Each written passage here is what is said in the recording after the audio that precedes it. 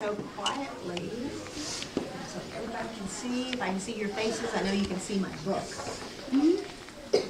Well, as some of you guessed, I'm a friendly pirate, and I'm going to tell you a story about how this little boy became a pirate.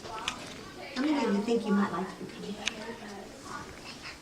pirate? You want to become a pirate? I don't like pirates. You know? My costumes are Even red friendly pirate. ones like me? Oh, You're a friendly pirate. Okay, here we go. How I Became a Pirate by Melinda Long, and the pictures are by David Shannon. I think he does an awesome job of drawing these pictures. I like that. Pirates, if you didn't know, have green teeth. And that's if they have any teeth left at all. I know about pirates because one day when I was at the beach building a sandcastle and minding my own business, a pirate ship sailed into view. I knew what it was because it had a flag, and it had a flag that had a skull and crossbones.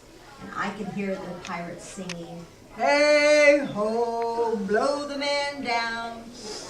Of course, they were a little off-key. I tried to tell my mom and dad, but they were so busy setting up the umbrella. I tried to tell my mom, but she was slathering sunblock all over my little sister. So I went back to my sandcastle, but I kept an eye on the I had to go pirates. to bed.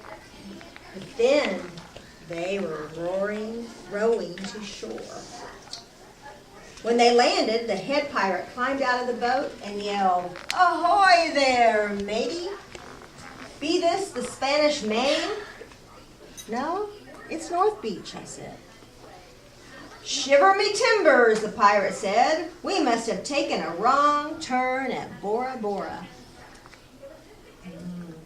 What a surprised look he has on his face. Look at those eyes bugging out of his head. He cannot believe there are pirates on his beach. He walked around my sandcastle and he looked at the moat and he yelled back to his crew, "He's a digger and he's a good one." And they all yelled back, "A good one to boot." "What be your name, matey?" the head pirate asked. Jeremy Jacob, sir," I said. "Well, Jeremy Jacob, you're looking at Braidbeard and his crew. We've been needing a digger like yourself. We've got a chest of treasure to bury." "Aye, treasure," the others shouted. "You're coming with me," Braidbeard told me. I didn't think my mom and dad would mind as long as I got back in time for my soccer practice the next day. So that's how I became a pirate. Now that is a good-looking group of people in that boat, don't you think? But where's the big boat? Well, where do you think they're going in that little boat? Big boat. To the big boat. Yeah, they have to have a little rowboat, otherwise the big boat would get stuck on the shore. As soon as we were on board, Braidbeard showed me the chest of gold and jewels. "Gotta find a safe place for this here treasure. It's high time we're off," he announced. And they all shouted, "We're off." You notice how they all shout? They say whatever the captain of the boat says after he does. And then we set sail. I think Jeremy looks like he's having a good time. Yeah?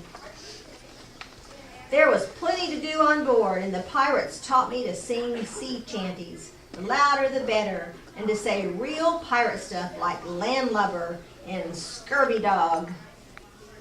If I said, "You're a scurvy dog," would that be probably a nice thing to say? No. It's probably not.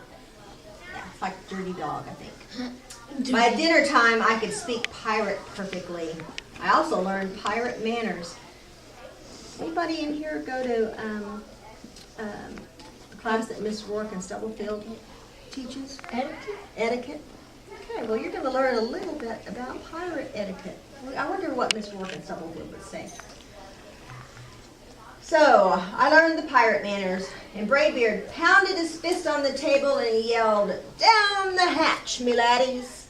Down the hatch," we all shouted. Braidbeard gulped his food and said, "Hand over the meat." "The meat," we all roared. Nobody told us to finish our spinach because there wasn't any. Carrots were not allowed on board. We talked with our mouths full, and nobody said please or thank you. Wow. After dinner, I tried to teach the pirates to play soccer. Braidbeard kicked the ball and yelled, "Arg, soccer!"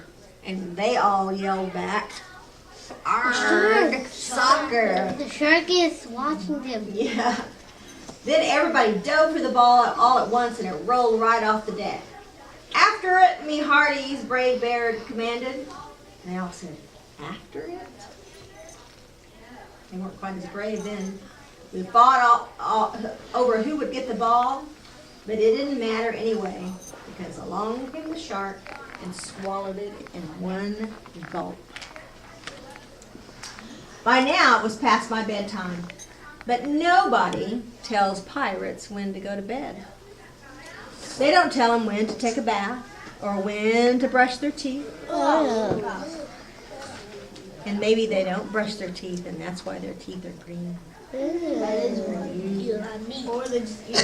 Pirates always sleep with one eye open, just in case. They don't change into pajamas unless they want to. They don't do anything that they don't want to, except for maybe swabbing the decks. I wanted to be a pirate forever.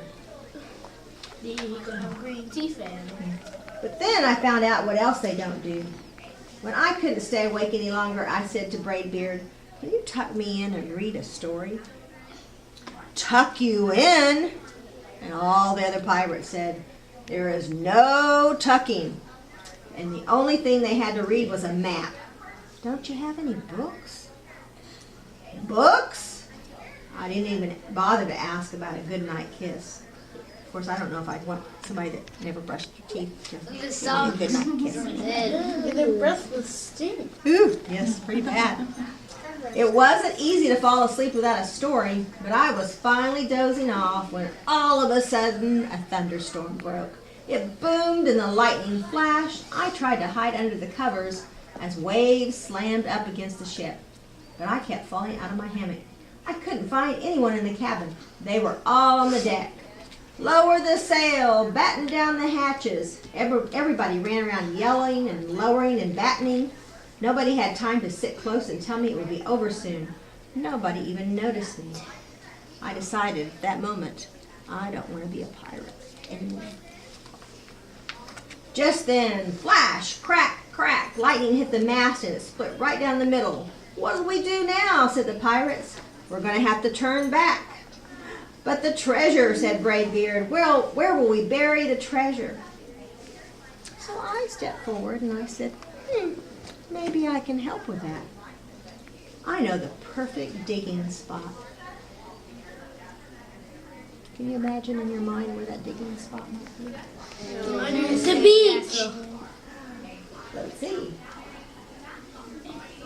When the storm was over, we rowed back to the shore and buried the chest. We drew a map so we could find exactly where to get the treasure again. But I don't think I'll need it. You can read what that says. Jerry John's backyard. It's in the backyard. I thought it was going to be at the beach too, but it's in his backyard. After that, the pirates repaired the ship and got ready to set sail. Before they left, Braidbeard handed me a flag and said, "You make a fine pirate, Jeremy Jacob. Guard that treasure and we'll be back to get it soon enough." "Soon enough," said the crew. "And if you ever need us," said Braidbeard, "just run the Jolly Roger up yonder pole." "Up yonder pole," the others shouted. And I said, well, maybe I will, but not today. Because what do you think he has to do today? Soccer practice. Because I have soccer practice. Do you think, thumbs up if you think that was a true story. Is it realistic fiction? Aha, okay. If you think it's realistic fiction. Thumbs up if you think it's realistic fiction. Okay. Yeah, speak. How could there really be? My mom said there really was so much. Yeah. But your parents would mind because he said my parents wouldn't mind if I'm just there for soccer practice. Yeah. He was telling a really good story, wasn't it? It was in his imagination. Do you see the name of his soccer team? Pirates. Yeah.